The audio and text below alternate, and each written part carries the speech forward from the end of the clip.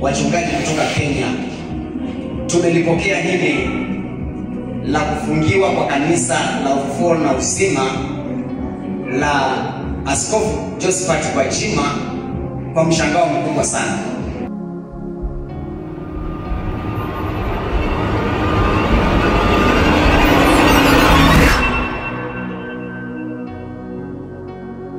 Kwa kweli hatukuweza kufikiria kama taifa lingefanya kitu kama hicho, kwa sababu matamko ambayo ametamka Josephat Gwajima sisi tulikuwa tunafuatilia vizuri, na tumeona ya kwamba alikuwa anatekeleza majukumu yake ya kutetea maslahi ama maisha ya binadamu kama mchungaji mwingine yeyote. Kwa hivyo hili jambo halikupokelewa tu Kenya, Tanzania, bali katika ulimwengu wote. Manake ukigusa kanisa mahali popote umegusa makanisa yote ulimwenguni. Tunataka kuonya ya kwamba kama itawezekana, na ninajua itawezekana, hiyo marufuku iondolewe mbali na kanisa la Bwana liendelee kufanya kazi na kuabudu Mungu wakiwa na uhuru. Kuna uhuru wa kuabudu, kuna uhuru wa kuabudu. Kwa hivyo hayo mambo yanayotendeka kule Tanzania yanapelekea Tanzania kuharibiwa sifa zao. Sifa ya Tanzania imekuwa nzuri. Tanzania imekuwa na watu wazuri, watu wenye uzalendo, watu ambao wanaweza kufanya mambo mazuri, lakini sasa unaanza kuharibia Tanzania sifa yake. Kwa hivyo tunaonya kuanzia leo, huo usajili urudishwe na kanisa liendelee vizuri kama vile ilivyokuwa. Na kama sivyo, basi tutajua ya kwamba kanisa litachukua nafasi yake ya kuomba na Mungu atatenda. Ninajua Mungu atasikia. Asante. Taharuki ya watu wameuawa, watu wametekwa, na yule anayesema pia analeta taharuki. Tutafikia wapi? Kila mmoja akisema kwa namna yake. Kweli watu wana hasira, kweli watu wana uchungu, lakini uchungu wetu uende kwa maarifa na hekima. Zipo mamlaka. Kwa mfano Josephat Gwajima, simsemi yeye, lakini nasema kwa mfano yeye ana nafasi kubwa, yeye ni mneki. Ana nafasi kubwa ya kuwa karibu na kiongozi wa nchi. Tunampeleka kama mchungaji aseme kwa sababu yuko karibu. Mneki ni nafasi kubwa sana. Yeye ana nafasi kubwa na kwa kiongozi wa nchi, ana nafasi kubwa bungeni. Kwa hiyo Gwajima kwa kusema kule nje kuzomeana sio sahihi.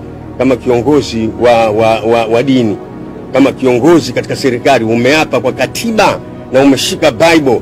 Wakati nasema nchi umeapa na sisi tumekubali umekwenda kuapa. Kwa hiyo ni vizuri kuna utaratibu wa kuzungumza. Kila mtu kama kwa mfano alimsema mbunge fulani ni ponjoro, sio sahihi. Kiongozi yule yote ni ponjoro, yule yote anahitajika kuja kwa Yesu. Hapaswi kusemwa kwa matusi. Alizungumza bungeni, aitakiwa naye akamjibu bungeni. Usitumie madhabahu. Waislamu wakitumia madhabahu zao kusemana, na sisi tutumie madhabahu zetu kusemana, nchi itakuwa salama kweli? Kila mmoja asimame kwa madhabahu yake aseme anavyotaka yeye, nchi itakuwa salama.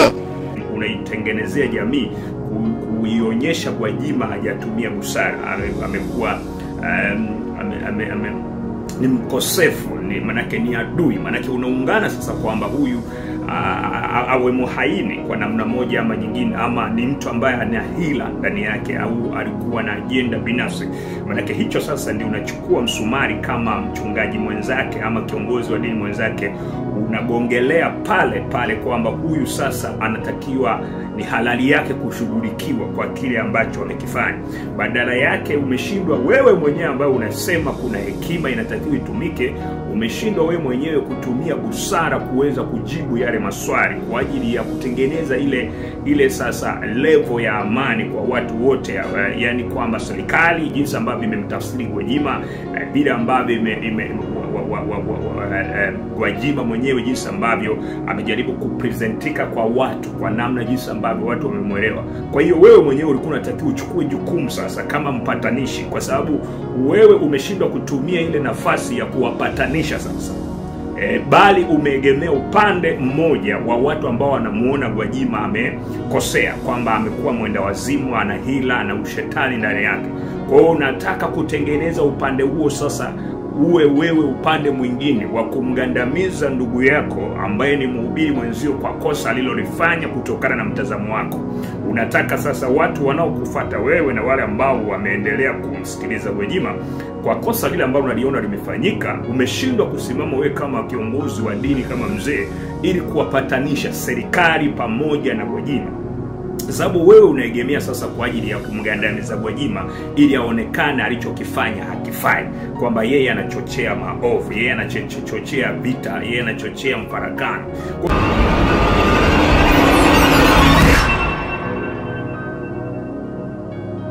Watu siungi mkono kuuawa kwa watu. Hata Biblia inakataza kuua. Kwenye Kutoka sura ya 20 nasema amri mojawapo 10 zile nasema usiue. Kutoa roho ya mtu sio sahihi. Hatuwezi kumaliza tatizo kwa tatizo. Kama mtu amekosea, hatuwezi kumaliza tatizo kwa kumuua. Hii sio ufumbuzi. Unaweza tatizo kutafuta suluhu iliyo sahihi ya kurekebisha kile ambacho kinatufanya tufarakane. Siungi mkono kabisa mauaji. Siungi mkono kutekwa kwa watu hata kidogo. Lakini nachosema mimi, baada ya tatizo hili, baada ya hii changamoto, ile approach, watu wanasemaje? Maana yake sasa, kama kuna taharuki ya watu wameuawa, watu wametekwa, na yule anayesema pia analeta taharuki, tutafikia wapi? Kila mmoja akisema kwa namna yake. Kweli watu wana hasira, kweli watu wana uchungu, lakini uchungu wetu uende kwa maarifa na hekima. Zipo mamlaka. Kwa mfano Josephat Gwajima, simsemi yeye, lakini nasema kwa mfano yeye ana nafasi kubwa, yeye ni mneki, ana nafasi kubwa ya kuwa karibu na kiongozi wa nchi. Tunampeleka kama mchungaji aseme kwa sababu yuko karibu. Mneki ni nafasi kubwa sana. Yeye ana nafasi kubwa na kwa kiongozi wa nchi, ana nafasi kubwa bungeni. Haya mambo hayahitaji kumzomea mtu.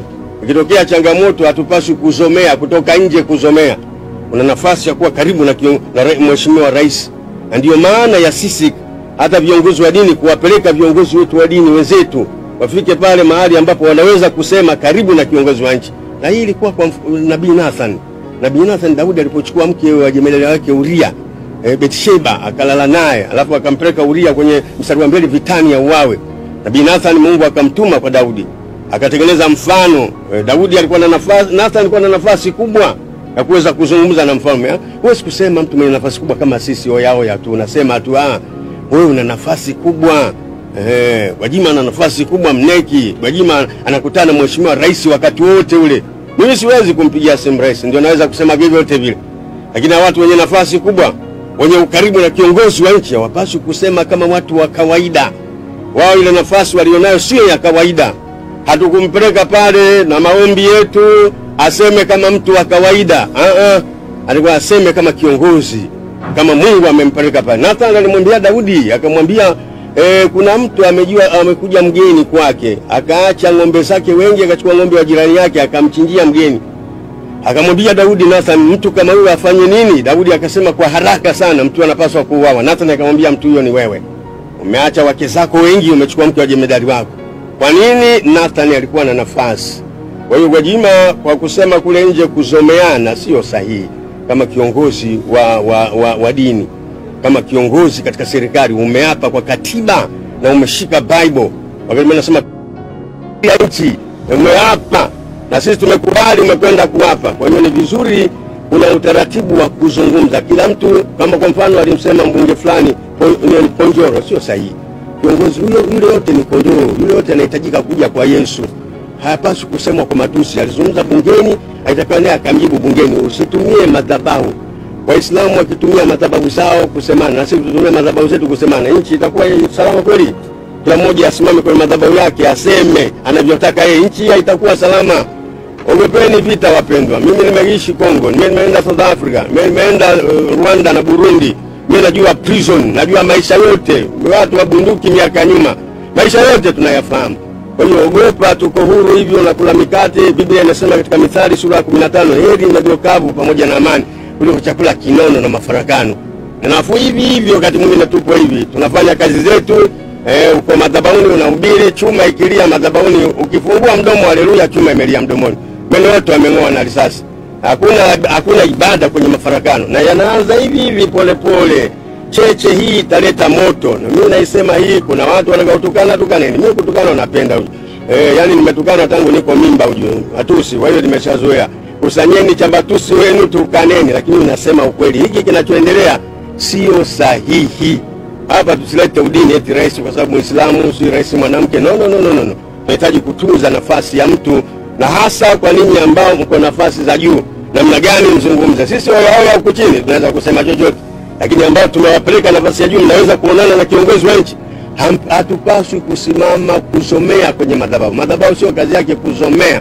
Mimi sikatai kusema kwa mtu, lakini unasema kwa lugha ipi? Unasema kwa namna gani? Badala ya kuleta amani, kuleta suluhu, unaleta taharuki. Na wanatumia akili ndogo ya sisi wa Tanzania kututeka. Amesema, kwani yeye ndio wa kwanza kusema? Mbona watu wengi wamesema? Umesemea wapi? Hiyo jambo la msingi la kwanza. Kwa hiyo mimi sipingi mawazo ya mtu ya kutekwa kwa watu, lakini unasema wapi? Ipi nafasi yako? Chunga sana nafasi yako kwenye kusema. Chunga sana nafasi yako kwenye kusema. Achana na watu wengine wa kawaida wanaosema. Mimi nasema hii sio sahihi. Kwenda kumsomea kiongozi wa nchi, una nafasi ya kusema, sio sahihi. Lakini jambo la pili, watu wanasema kwa nini kanisa limefungwa? Asingefungiwa yeye mwenyewe mhusika. No, hajasajiliwa kwa jina. Kwani kule kwenye usajili amesajiliwa kwa jina? Mimi nafikiri mchungaji Hananja, kwa hekima hii ambayo umeitumia katika maelezo na presi ambayo umechukua nafasi ya kuweza kuchukua muda wa kuweza kusummarize na kujibu maswali kwa upana zaidi juu ya swala la Gwajima, kwa nini kafungiwa kanisa, na kuhusiana na namna ambavyo alivyoamua kuchukua nafasi ya kwenda kuzungumza public kwamba amekosea.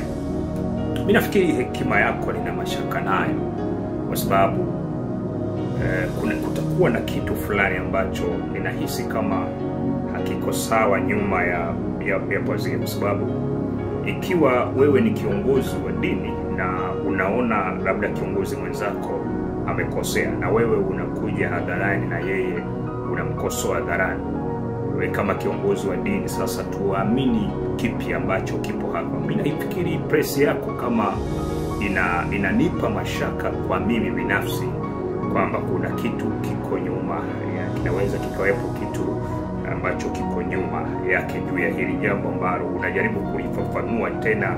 Sijawahi kuona mzee Hananja umeita press kubwa kiasi hiki. Sijawahi kuona, na sijui kwa nini kwa huu muda umeibuka kuweza kuchukua nafasi ya kuita press waandishi wa habari wote hao.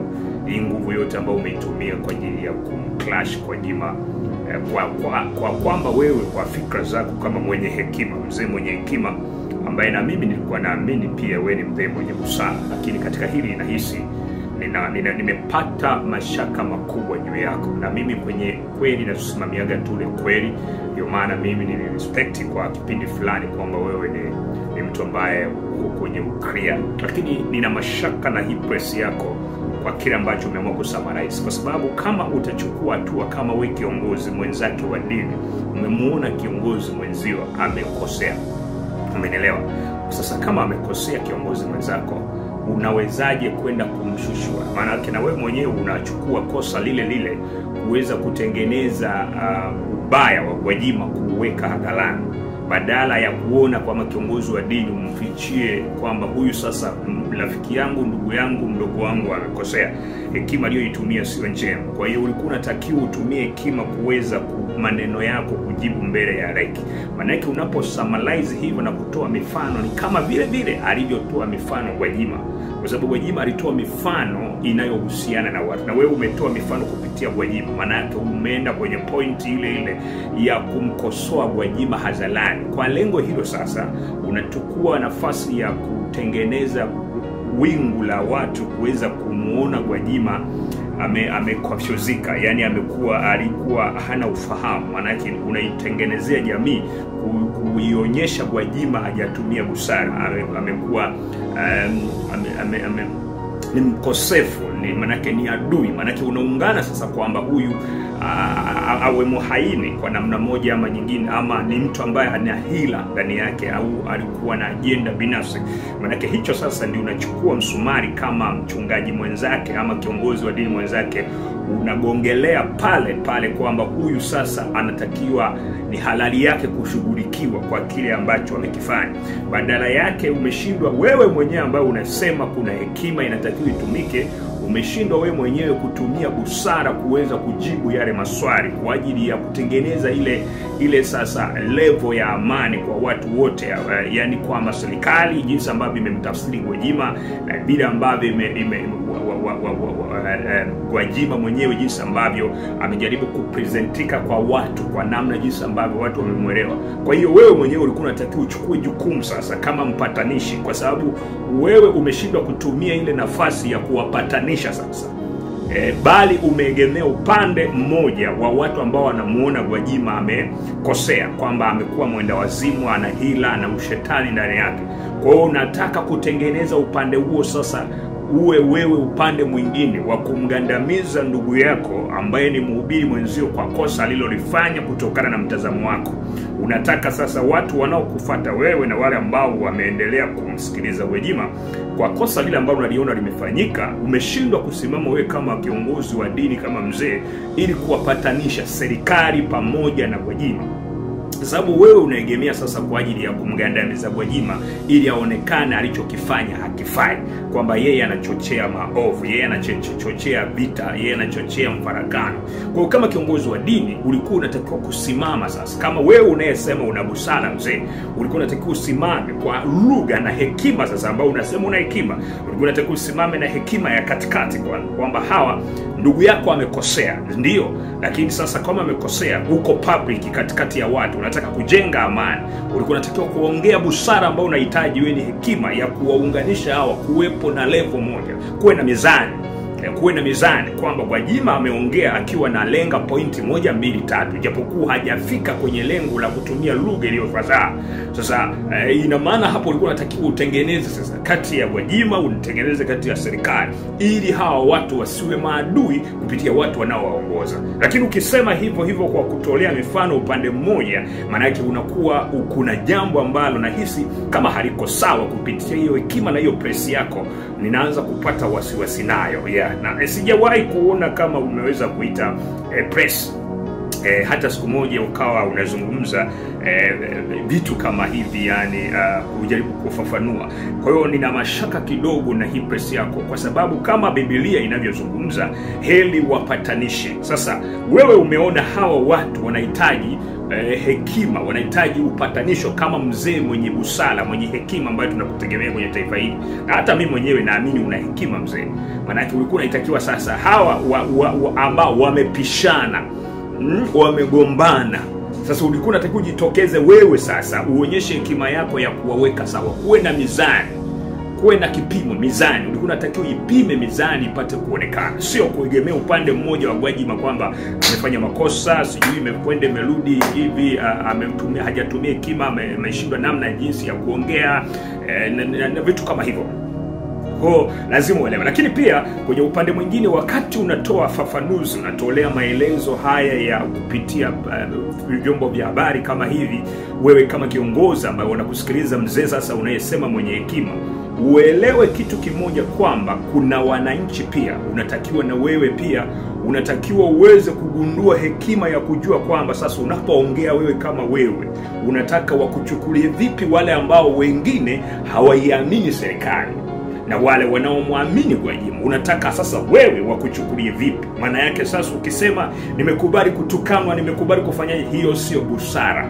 Kunatakiwa hekima kama unavyosema wewe, kwamba kunatakiwa kuzungumza kwa hekima na busara. Sasa ndio ilikuwa inatakiwa hekima sasa, kwamba uzungumze katika kuwapatanisha busara serikali pamoja na Gwajima.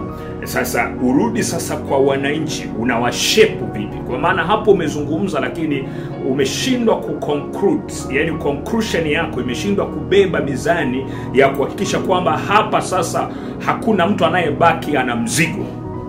Ile umezungumza katika hali ya kutengenezea wewe sehemu, kama ni kama unampaka mtu kitu kibaya, unamuafekti mtu mmoja upande wa pili. Hasa umeshindwa kurudi sasa kwa serikali pamoja na wananchi na Watanzania kwamba kilichotokea twende 1 2 3. Kwa hiyo ulikuwa unatakiwa sasa utengeneze mizani sasa kama mzee mwenye busara na mwenye hekima.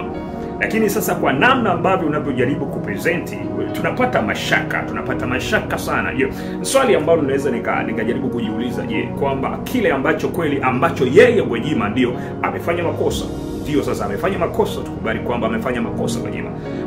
Lakini je, kile kitu alikuwa anakiassess yeye mwenyewe, anakizungumza yeye Gwajima binafsi, ijapokuwa ametumia lugha au na mifano isiyokuwa sahihi kwenye masikio ya viongozi wake katika taifa, inaonekana kama kuna uchochezi. Je, sasa ina maana kwenye upande huo hakuna point yoyote ile ya kubeba? Wananchi wanatakiwa sasa wewe unge conclusion, tukaona sasa point yako ni nini katika maneno ya Gwajima.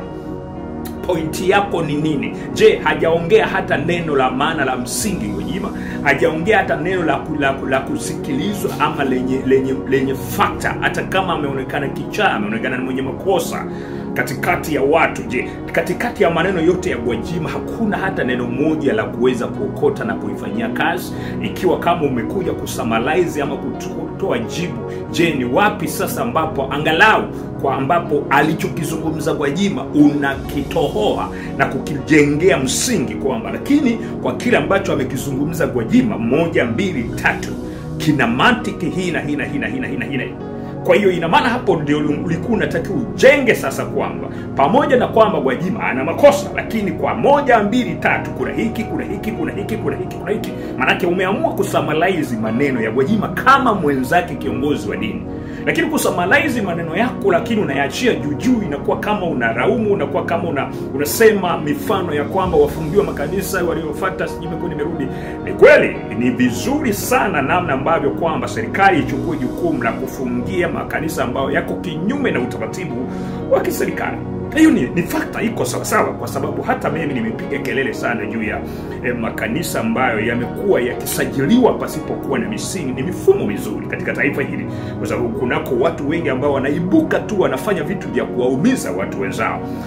Kuna makanisa ambayo yameibuka yasiyokuwa na misingi na viini, yani viini vya kiroho, au watu hawazingatii kwamba ninachokizungumza hiki ni cha kiroho kweli. Ninachosema hiki, watu wamefungua makanisa wakiwa wanatumia akili zao. Kwa hiyo hilo mimi sipingani nalo, unalosema kwamba watu wafungiwe makanisa au wafanywe na serikali, hapo mimi naiunga mkono, kwa sababu ni mtu wa kwanza kupiga makelele toka awali. Ukifuatilia video zangu na mahubiri yangu ya nyuma, toka awali napiga kelele na iomba serikali. Ukifuatilia kwenye masomo yangu utaona kabisa miaka mingi nimeanza kupiga kelele, miaka karibu 10, nawaambia serikali katika hili usajili wa makanisa haya yanavyozidi kuongezeka utakuwa na athari kubwa ambazo zinaweza kujitokeza kwa miaka hiyo.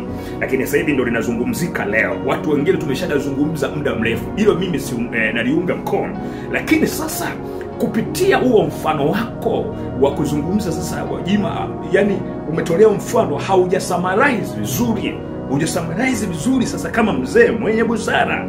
Kwa mimi nilikuwa nasikiliza nikitarajia kwamba utatengeneza fakta yenye hekima kubwa, mzani kwa serikali, mzani kwa hekima ya makosa ambayo ameyafanya kwa Gwajima kwa ajili ya jamii. Asionekane sasa kama ni mkosefu, asionekane kama ni mtu ambaye sasa huyu ni muuaji, asionekane kama ni bacteria, asionekane kama corona. Kwa kile ambacho sasa unakionyesha hapa ni kama corona, anaonekana Gwajima kama corona kwa jamii, kwamba huyu sasa ndio chochezi, ndio timbwili na haya yote. Unataka wamtazame vipi jamii? Kwa kule aliko kama viongozi wa dini umekosa hiyo busara ambayo unasema kwamba wewe huyu hajatumia busara, hekima. Je, wewe unawasha moto wapi? Jiulize tu katika hizo summarize ambazo unazozitoa. Yani pointi zako zimelenga kwenye nini? Kumwashia moto sasa Gwajima. Yaani badala ya kuendelea kulifanya jambo lipoe, namna yeye mwenyewe labda huko aliko anajitafakari, sasa wewe unalichukua na ulikuwa wapi nyuma? Kwa nini mambo yanaenda hivi? Yani jambo linaenda unataka kuliamsha tena sasa liishe katika hali ya huyu mtu kwamba anastahili kushughulikiwa. Kwa hiyo mimi nafikiri mzee wangu hapa nimepata maswali mengi juu ya presi. Mimi ni kijana mdogo, lakini tunapoyapambanua mambo kuyatengeneza kama viongozi wa kiroho, mimi nafikiri hata wewe hapo umefanya makosa juu ya kujibu maswali haya, kwa sababu ukiwa katikati ya watu mzee, unatakiwa uonekane kuwa wewe ni mshauri wa kiroho. Na ndio maana nawashauri sana viongozi wa dini, jitengeni na vyama vya kisiasa. Jitengeni sana kwamba mimi ni wa upande fulani. Ni hatari sana kuweza kuegemea kwenye chama au kuegemea kwa mtu mwingine. Kiongozi wa dini muda wote mimi nazungumza, wewe ni mpatanishi. Jifunze hilo neno la Kristo, heri wapatanishi. Sisi tunapoona, nimemfundisha juzi siku ya kwanza kwamba unapoona Chadema wamefanya hiki, ndio unatakiwa wewe ndio Chadema au CCM uwe na power, usijiingize, yani usijihusishe usijihusishe katika mambo yao, isipokuwa wewe unatakiwa kuangalia kama kiongozi wa dini, ushauri, hekima yako ndio inatakiwa itumike ya kuwaweka sawa ambao ndo wako katika uongozi wa kijamii. Lakini kiongozi wa dini ukiibuka unatoa ushauri kama huu unaoenda kuwatalisha katika sekta zote mbili, kwa hiyo ni hatari. Ni kama umeegemea upande mmoja hivi kwa sababu fakta fulani labda zako za msingi, sababu hivi ambazo hazina maana. Kwa mimi nilikuwa natarajia ungeleta ile busara ya kuwaweka sawa. Ungezungumza kwamba upande wa Gwajima kuna 1 2 3 kuna fakta, japokuwa alitumia hekima isiyokuwa sahihi. Sasa kama mzee kama mimi kama mdogo wangu amekosea, lakini kuna 1 2 3 kwenye jamii amezungumza kina maana. Lakini pia ungetoka hapo ukaenda upande wa serikali, kwa serikali wamekosea labda 1 2 3 kufunga hiki na kile na kile na kile na kile na kile na kile. Mwendeleo ungemaliza hapo sasa kuweka sawa katika upande huo kwamba serikali wako sahihi katika upande huu, lakini kuna makosa katika upande huu. Unapoingia hatua ya kusuluhisha kitu au unasuluhisha watu waliogombana, maana kila mmoja anaona ni mwenye haki. Serikali inaona ni haki na upande wa Gwajima naye anaona kuna fakta, na fakta ya Gwajima naye kuna watu wanamfuata. Kwa hiyo hapo ungetoka hapo sasa ungeweza kurudi sasa kwa wananchi wote ambao wanatazama wapi waende sasa, kwa Gwajima waende kwa serikali, waamini hiki waamini hiki. Kwa hiyo ungerudi sasa kama mzee mwenye busara ambao tunaokusikiliza, na ndio maana mimi nimekusikiliza vizuri kwa kina, kwa sababu naamini wewe ni mzee mwenye mambo, naamini wewe ni mzee mkubwa ambaye naamini unaijua Biblia vizuri, unajua maandiko yako kichwani. Mimi na respect sana ushauri wako mzee. Kwa hapo niliamini sasa kwamba ungerudi sasa kwa Watanzania hawa ambao wako njia panda. Lakini na wewe unataka kutuacha kwenye taharuki ile kwamba kwa hiyo hapa sasa why nini kifanyike? Unajua kwamba kiongozi wa dini labda Gwajima ameamua kujitokeza hivyo kwa sababu kulikuwa na ukimya mrefu. Sasa inakuwaje nyinyi kama hamkujitokeza wakati kuna taharuki ya watu kutekwa? Ulikuwa wapi mzee kwamba ungeweza kujitokeza sasa kujaribu kuthubutu kuonyesha hekima juu ya nafasi, kwa sababu una nafasi. Hiyo nafasi ya kuweza kushauri umeitoa wapi mzee? Nafasi ya press imepatikanaje ya kumshauri ya kujibu maswali imepatikanaje leo mzee? Kama watu wakusikilize, tunakusikiliza mzee. Imepatikanaje hiyo nafasi? Kwa nini usingeifanya hii kabla la Gwajima hajaingia kwenye mambo kama haya? Kwa sababu ni mzee ambaye una nafasi kubwa sana kwenye jamii. Na mimi naamini wewe watu wanakufuatilia, watu wengi sana, vijana wadogo wewe wanakufuatilia. Kama mimi, vijana wadogo wanakufuatilia kwa sababu ni mzee ambaye tunaamini una kitu. Mimi naamini mzee una kitu kikubwa. Sasa ulikuwa wapi kuweza kuweka summarize hizi mapema kidogo? Hata huyu kijana mdogo ambaye amekuja katika injili, katika utumishi, kabla hajafika hapa, ungekuwa ameshaona utangulizi wa wazee wetu nyinyi kama nyinyi. Lakini imekuwaje sasa baada ya kuwa amekosea umekuja kusummarize hapa kwamba swala yeye Gwajima amejitokeza kwa sababu hapakuwepo na watu ambao wamejitokeza. Hapakuwepo kuna watu walikuwa wanafanywa hiki, walikuwa na uwawa, wanatekwa, wanafanywa hivyo. Ndio, kwa hiyo ndio maana akaamua kunyanyuka kusema jamani hiki kitu sikitaki. Ndio maana anasema hiki kitu sikitaki, akasema mada yangu ni hii. Kwa hiyo kosa la Gwajima ulikuwa unatakiwa kulielezea sasa kwamba kosa lilo alifanya ni 1 2 3, kosa liko hapa. Lakini kuna hiki na hiki kiko vizuri. Amezungumza vizuri.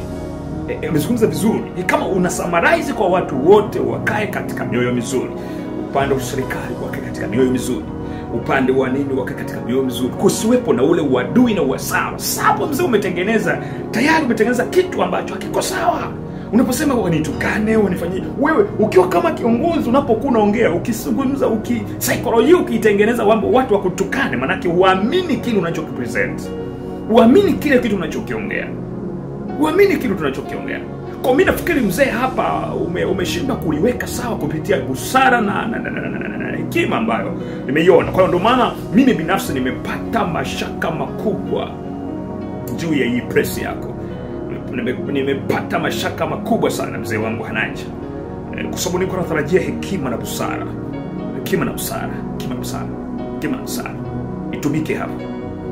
Kweli mzee, yani kwamba Gwajima amekosea sehemu fulani, labda kutoa mifano ambayo inaelekea kwenye ngazi za juu. Hicho ndio ulikuwa unatakiwa uengelea hapo. Mifano yake ameitoa. Lakini je, hakuna hata moja ambalo unaweza ukalitohoa na kusema hiki kiko fati, hiki kwenye upande huu ambacho serikali unatakiwa fanya hivi, unatakiwa hivi, unatakiwa hivi. Sasa mzee ulikuwa unatakiwa umwage madini sasa. Hiyo ndio ilikuwa nafasi yako. Vyombo vya habari viko hapo sasa.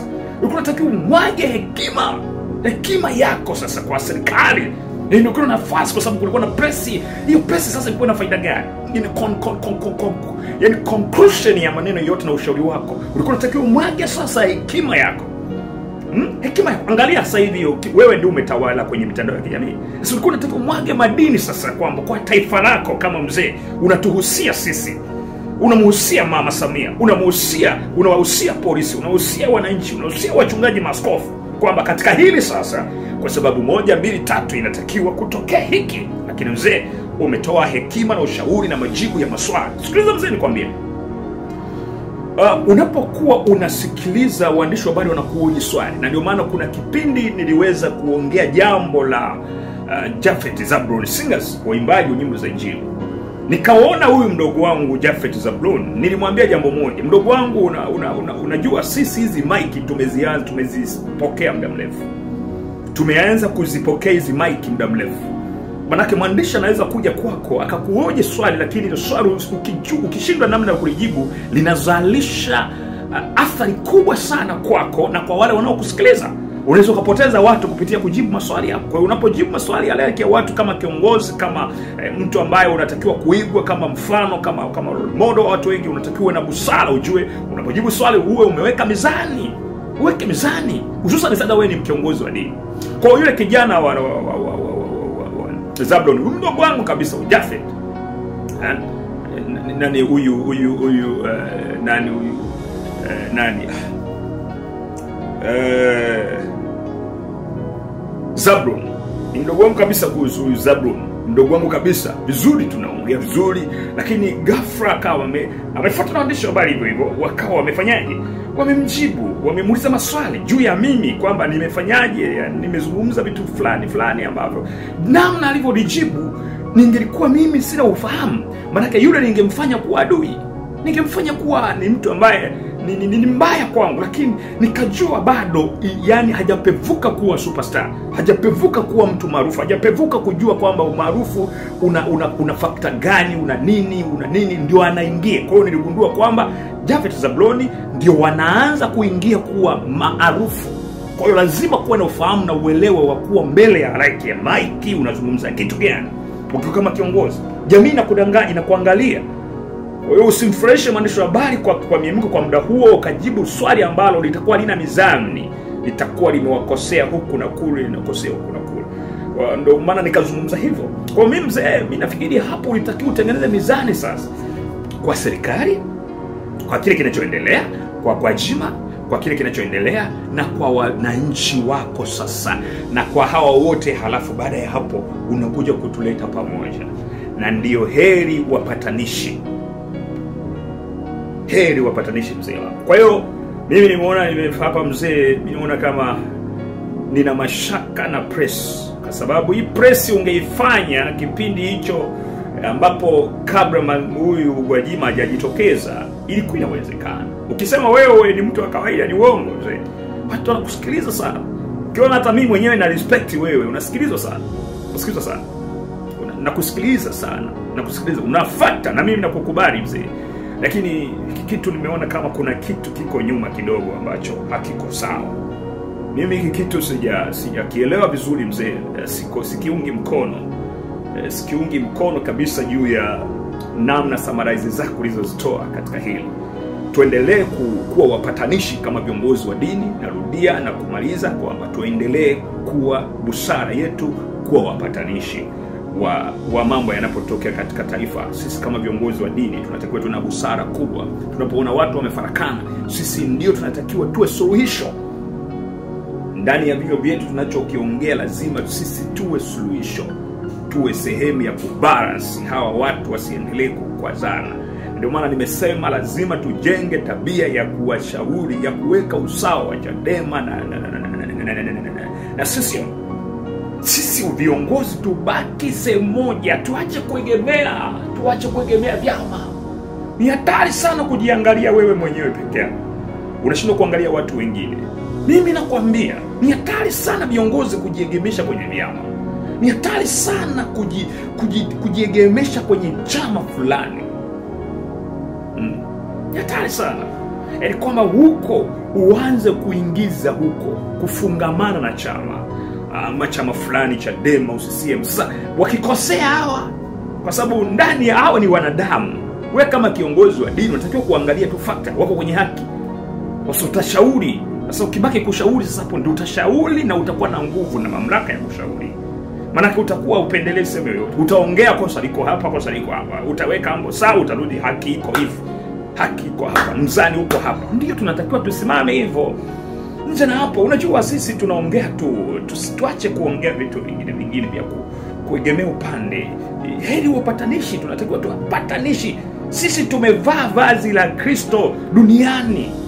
Yesu ni mpatanishi kule mbinguni, anatupatanisha yeye na Baba yake.